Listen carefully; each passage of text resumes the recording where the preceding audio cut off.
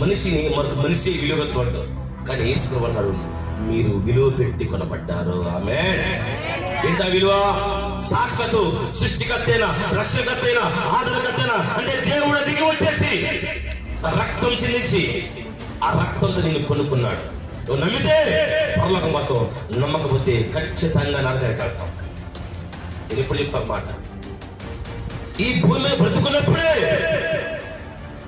నువ్వు నీ జీవితాన్ని సరి చేసుకొని, సరి చూసుకొని, సరిదిద్దుకుంటే, దేవుడు నమ్ముకుంటే, దేవుణ్ణి నువ్వు నమ్ముకుంటే దేవుడు ఉన్న చోటుకి వెళ్తావు. దేవుని నమ్మకపోతే దేవుడు లేని చోటుకి అనగా పాతాళానికి వెళ్ళిపోతావు. అక్కడ అగ్ని ఆరదు, నువ్వు చావదు. ధనవంతులు వెళ్ళిపోయినారు కదా, అయ్యో అని కేకలు వేస్తాడు.